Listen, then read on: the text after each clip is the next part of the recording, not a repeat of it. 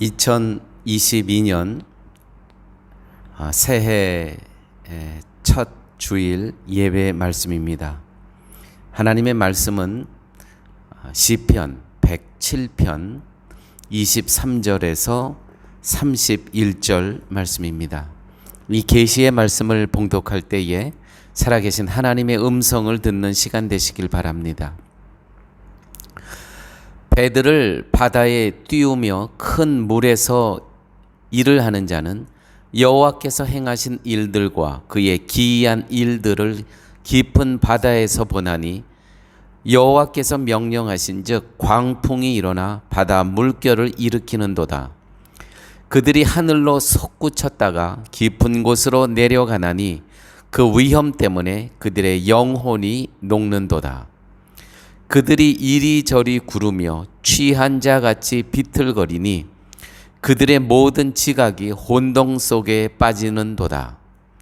이에 그들이 그들의 고통 때문에 여호와께 부르짖으매 그가 그들의 고통에서 그들을 인도하여 내시고 광풍을 고요하게 하사 물결도 잔잔하게 하시는도다. 그들이 평온함으로 말미암아 기뻐하는 중에 여호와께서 그들이 바라는 항구로 인도하시는도다. 여호와의 인자하심과 인생에서 행하신 기적으로 말미암아 그를 찬송할지로다. 아멘.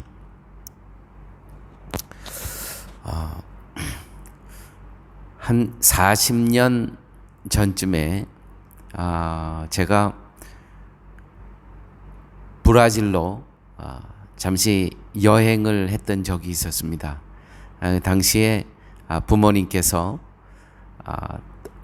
브라질의 상파울루에 계셨기 때문에 어머님, 아버님도 이제 방문하고 또 친구들도 만나기 위해서 브라질 여행을 했던 적이 있었는데 그때 친구 셋, 저를 보이면서 넷이 그 브라질에 있는 상파울루 인근에 있는 산토스라는 그 아름다운 바닷가로 같이 여행을 갔다 올라오는 길이었습니다. 근데 올라오는 길에 갑자기 폭우가 쏟아졌습니다. 그 폭우를 쏟아지는 그 빗속을 조심스럽게 친구가 운전하면서 올라오다가 조금의 실수로 차가 그 아스팔트에서 돌기 시작했습니다. 한 바퀴, 두 바퀴, 세 바퀴. 정말 정신이 없더라고요. 정신이 없었습니다. 나중에 이제 다 자동차가 멈추고 내려서 보니까 밑이 절벽이에요. 그 산토스 아마 가신 분들은 아시겠지만 굉장히 높습니다. 절벽이에요. 또 이게 차가 이렇게 그 빗속에서 계속 돌다가 저쪽에서 오는 차가 그 빗속에 잘 보이겠습니까? 와서 또 부닥치면은 또 어떻겠습니까? 그 저 절벽으로 떨어지는 건 뻔한 것이고 그러한 정말 나의 운명을 하나님께 맡길 수밖에 없었던 순간, 나의 힘으로는 아무것도 할 수 없는 속수무책인 상황, 바로 그런 상황이었죠. 아마 그때가 제가 결혼하기 바로 얼마 전이었던 것 같아요. 지금 생각해도 저는 그때 그 상황 가운데 조금만 잘못됐으면은 제 아내도 만나지 이와 같은 결혼 생활도 못했을 것이고 정말 젊은 나이에 횡사했을 뻔한 그런 순간이 있었습니다. 교회 여러분, 혹시 여러분 사시면서 여러분들의 운명을 하나님께 맡길 수밖에 없는, 여러분들의 힘으로는 아무것도 할 수 없는 속수무책인 그러한 상황, 혹시 없으셨습니까? 오늘 본문에 바로 그러한 상황이 나옵니다. 25절 여호와께서 명령하신즉 광풍이 일어나 바다 물결을 일으키는도다. 그들이 하늘로 솟구쳤다가 깊은 곳으로 내려가나니 그 위험 때문에 그들이 영혼이 녹는도다. 여기는 이제 바다에서 그 풍랑이 일었을 때를 이 시편의 기자는 기록하고 있지만 정말 우리의 영혼이 녹는 것 같은 그러한 상황 혹시 없으셨습니까? 오늘 이 본문의 말씀은 정말 일여편주라 그러죠. 이 바다의 낙엽과 같은 지금 이 배가 낙엽과 같은 겁니다. 쭉 올라갔다가 툭 떨어지고 영혼이 녹는 것 같은 그러한 순간. 초라한 인간상입니다. 광풍 앞에 인간은 무력한 존재일 뿐입니다. 세상의 문명이라는 것이 정말 아무것도 아니더라고요. 이렇게 자연재해 앞에 또 이 하나님께서 허락하신 이러한 광풍 앞에 인간이 세워놓은 이 문명이라는 것은 아무 힘을 못 쓰더라는 얘기입니다. 아마 이 영화는 다 보셨을 겁니다. 타이타닉. 이 타이타닉이라는 이 유람선은 1911년도에 만들어진 그런 배라 그래요. 무려 길이가 259m라고 합니다. 여기에 당시 타고 있었던 그 승객이 1516명이라 그래요. 다 수장됐습니다. 이 얼음산이 이렇게 내려오는 것을 제대로 파악하지 못했죠.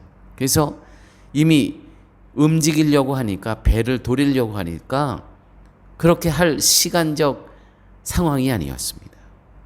그래서 이 타이타닉호는 여기서 이 얼음산을 만나서 부서지고 1500명 이상이 다 수장되고 말았다는 것입니다. 그렇습니다. 물질 문명은 자연 앞에 속수무책입니다. 일여편주입니다. 정말 초라한 그런 존재일 뿐이 안 된다는 것이죠.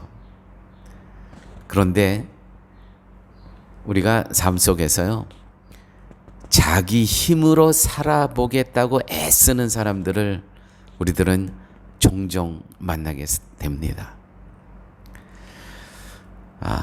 제가 미국 목회하는 가운데 이러한 경우가 있었습니다. 하나님께서 이 한 분의 성도님을 정말 하나님의 은혜 가운데 기적 가운데 이 암을 치유해 주셨습니다. 이 치유받는 과정 가운데는 참 겸손해지셔서 이제 하나님께서 이 치유의 과정을 겪은 후에는 정말 하나님의 은혜를 입은 다음에는 신앙생활 잘할 것 같았습니다. 하나님께서 다 치유해 주셨습니다. 정말 놀라운 하나님의 은혜셨습니다. 그런데 그러한 기적을 체험하고도요, 이분이 딱 이 암 치료를 받고 한 번 교회 나오시더라고요. 정말 나와준 겁니다. 나와준 거예요. 그렇게 하고는 더 이상 교회에 나오시지 않으려 하셨어요. 제가 계속 듣는 그러한 소식이 있었습니다. 정말 신앙적으로도 멀어져도 너무 먼 길을 가시고 참 그 마음이 안타깝더라고요. 그런데 참 오랫동안 기도했는데도요, 결국 돌아오시지 않더라고요. 결국은 자살로 그의 삶을 마감하셨습니다. 저는 사실은 그런 생각을 했습니다. 그 자살하셨다는 소식을 듣고 하나님께서 자살 전에 조금 손을 보시지, 그러면 그분이 돌아오셨을 거 아니겠는가. 사실은 그런 생각을, 인간적인 생각을 한 것이죠. 여러분, 이걸 아셔야 됩니다.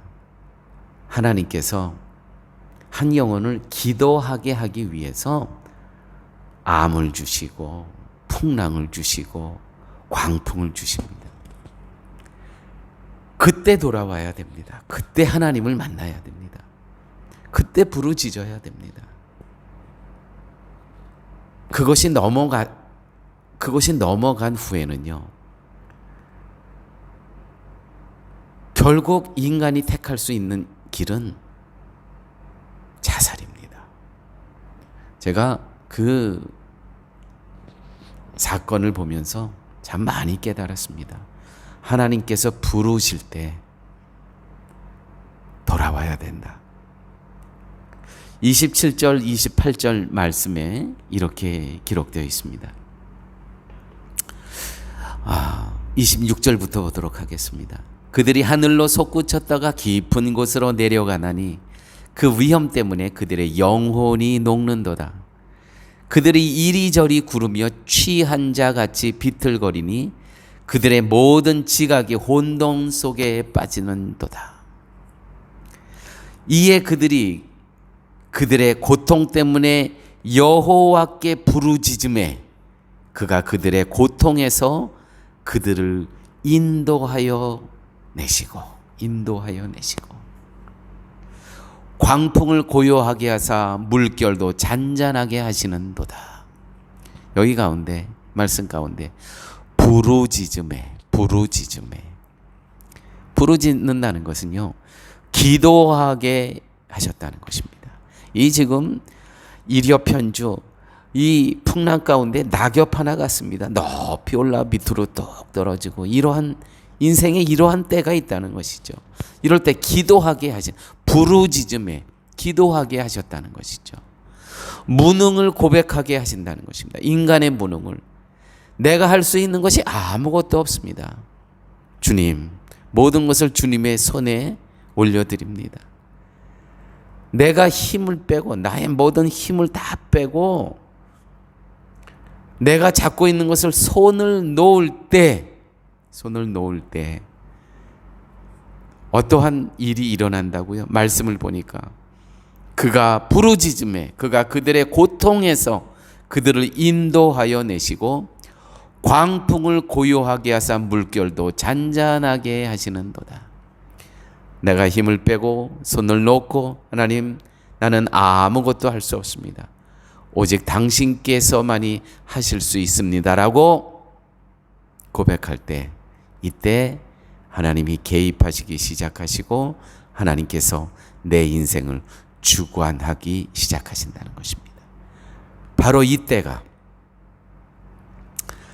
하나님의 출발점이라는 것이죠.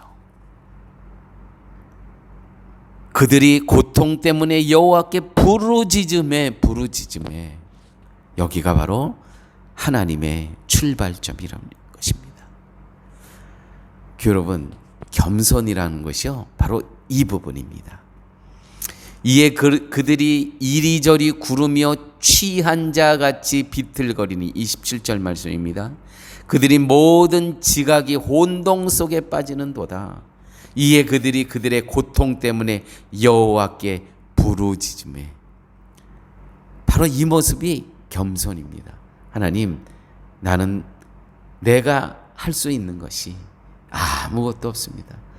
나의 지성이 잘난 것 같고 자랑할 것으로 여기고, 또 내가 갖고 있는 그러한 물질과 내가 갖고 있는 세상의 성공이 자랑할 것 같지만 이 상황에서는 자랑할 것이 아무것도 없고 오직 하나님께서만이 개입하셔야 될 그러한 시점입니다. 상황입니다. 바로 이 겸손을 하나님께서는 기다리고 계셨다는 것이죠. 사랑하는 여러분, 저는 우리 쉴만한 물가 성도님들이 2022년 오늘 첫 예배입니다. 저는 우리 모두가 2022년을 시작하면서 이 겸손함으로 2022년을 시작하시길 바랍니다. 하나님, 이 코비드 이 기간 가운데 우리가 할 수 있는 게 아무것도 없습니다. 게다가 지금은 이 오미크론이 지금 또 미국과 한국과 유럽을 강타했다 그래요. 파라과이는 지금 물론 확진자는 있습니다. 그런데 여기도요. 이 오늘 신문에 보니까 1000명이 넘었어요. 또 이게 20명 30명 하다가 아니 갑자기 크리스마스를 지나면서 지금 1월 1일인데 1000명이 넘어갔어요. 확진자가 하루에. 이거 또다시 2년 전으로 또다시 돌아갈 조짐을 보이고 있습니다. 하나님께서는요, 겸손케 하신 후에 하나님께서 친히 개입하십니다. 이런 상황에서 우리가 할 수 있는 일이 어디 있겠습니까? 하나님께서는요, 우리의 믿음을 시험하십니다. 이 시험을 통과한 후에 하나님께서 하나님의 전능의 손을, 권능의 손을 움직이기 시작하신다는 것이죠. 이번 송구영신 예배 때 우리는 아브라함의 여호와 이레, 아브라함이 하나님의 시험을 패스하는, 통과하는 그러한 이야기를 우리는 말씀 가운데 들었습니다. 하나님께서 아브라함을 시험하사 아들을 데리고 모리아 산에 올라가서 제물로 번제물로 바치라는 겁니다. 아들 이삭이 묻습니다. 아버지, 여기에 태울 장작과 또 불은 있는데 번제는 어디 있습니까? 이렇게 얘기했을 때 이 아버지 아브라함은 하나님께서 친히 번제물을 준비하실 것이다. 친히. 그렇게 하고는 이 아들을 칼을 빼서 죽이려고 하는 그 찰나 여호와의 사자가 됐다. 여기까지. 그 아들의 손을 대지 마라. 아브라함의 믿음은 어떤 것이냐면 내가 이렇게 찌르려는 순간에 하나님의 사자가 와서 나의 손을 막을 것이다가 아니었고요. 자기는 이 하나님의 말씀대로 순종하고 이 아들을 번제로 드리지만 죽은 자 가운데서도 하나님께서 살리실 분이라는 걸 알았다는 것이죠. 왜냐하면 이삭을 통해서 난 자라야 아브라함 내 씨라고 말씀하셨기 때문에 당연히 이 이삭에게서 후손이 나와야 되는 거 아닙니까? 물론 자기는 번제로 죽이지만 죽은 자 가운데서 하나님께서 살리실 것을 믿었다는 것이죠. 이게 히브리서에 있습니다.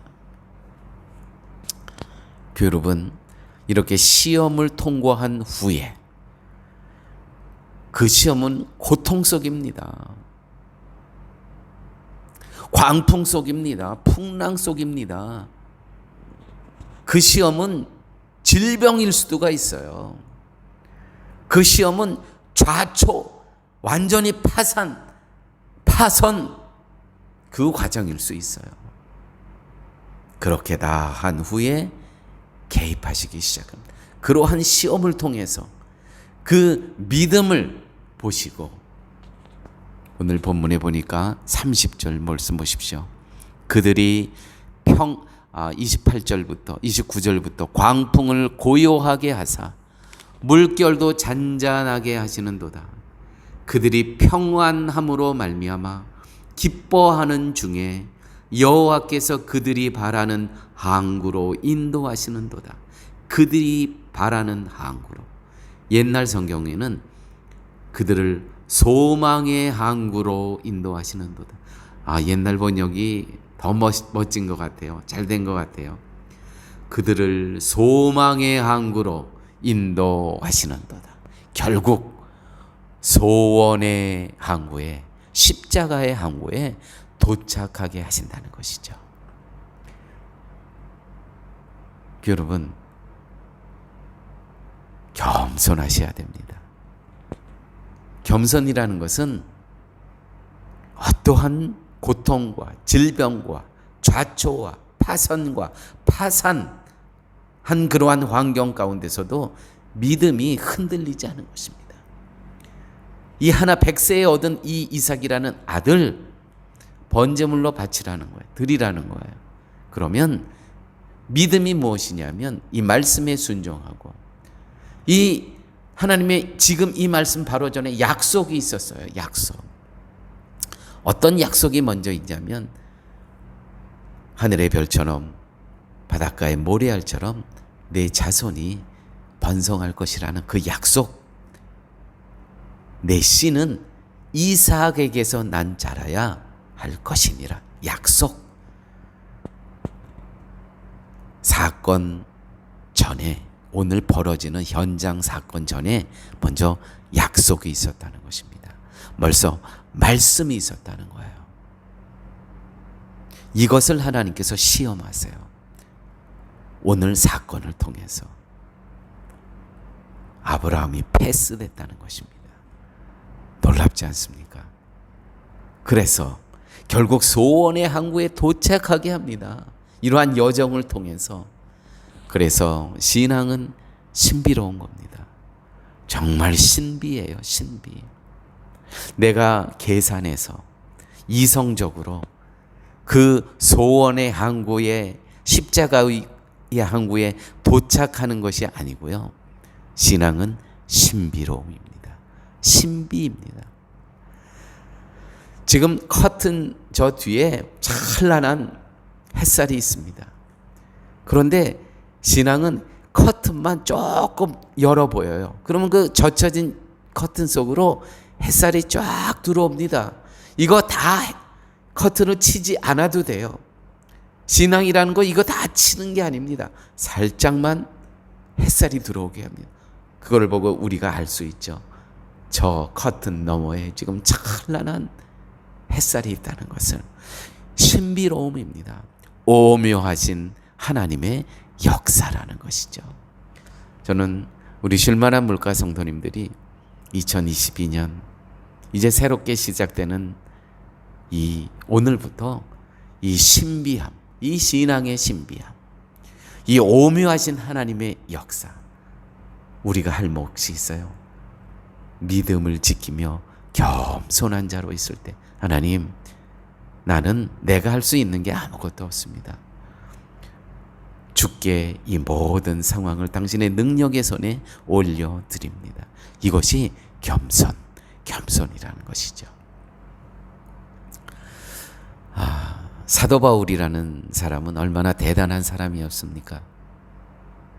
그런데 그가 나에게는 육체의 가시, 사탄의 사자가 있다고 합니다. 자기만이 알고 있다는 것이죠. 아마 같이 계속 있었던 사람은 다 알 거예요. 무슨 육체의 가시, 사탄의 사자가 이 사도 바울에게 있었는지. 근데 우리는 추측을 할 수가 있습니다. 어떤 추측이냐면 하나님께서 이 사도 바울에게 누가라는 의사, 누가복음의 저자죠. 누가 저자이면서도 의사였습니다. 평생을 동행합니다. 왜 의사를 동행케 하셨을까요? 이 육체의 가시가 어느 순간 의사가 필요했다는 것이죠. 바울 스스로는 일어날 수 없는 누군가의 도움의 손길이 있어야 될 그러한 육체의 가시가 있었다는 거예요. 사탄의 사자, 그 사탄의 사자라는 것은 정말 우리의 인간으로는 어쩔 도리가 없는 그러한 상황을 갖고 있었다는 것입니다. 그래서 이 의사인, 그래서 사도 바울이 갖고 있었던 질병을 많은 학자들은 간질병이 아닐까 이렇게 해석을 해요.